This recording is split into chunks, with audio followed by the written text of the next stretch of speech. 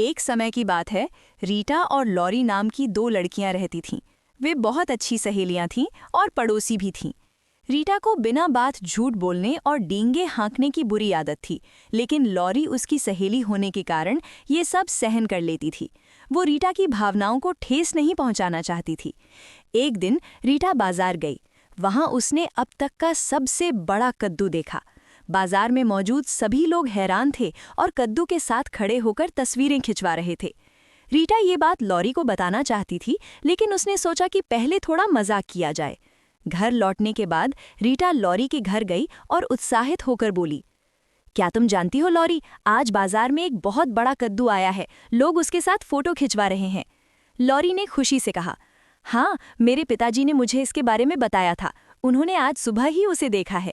ये सुनकर रीटा ने डींग मारते हुए कहा, तुम्हें पता है, मेरी दादी ने इससे 10 गुना बड़ा कद्दू उगाया था। लॉरी समझ गई कि रीटा फिर से झूठ बोल रही है।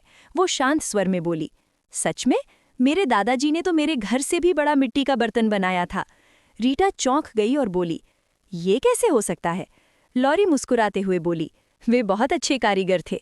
रीटा ने बहस करते हुए कहा, इतना बड़ा बर्तन बनाने का क्या फायदा, वो तो बेकार होगा। लॉरी ने आत्मविश्वास से उत्तर दिया, मेरे दादाजी ने वो बर्तन तुम्हारी दादी के कद्दू को पकाने के लिए बनाया था। रीटा का चेहरा शर्म से लाल हो गया। उसे समझ आ गया कि उसका झूठ पकड़ में आ गया है। उसे बहुत शर्मिंदगी हुई और उसने लॉरी से माफ़ी मांग ली। लॉरी ने प्यार से कहा, तुम मेरी पड़ोसी हो और बरसों से मेरी सहेली भी। मैं तुम्हारी इस आदत को लंबे समय से नज़रअंदाज कर रही थी, लेकिन उम्मीद है कि अब तुम बदल जाओगी। रीटा ने वादा किया कि वो अब कभी झूठ नहीं बोलेगी और डींगे नहीं मारेगी। फिर दोनों सहेलियां गले मिल लीं। कहानी की सीख, झूठ नहीं बोलना चाहिए और झूठी शेख ही कभी नहीं मारनी चाहिए।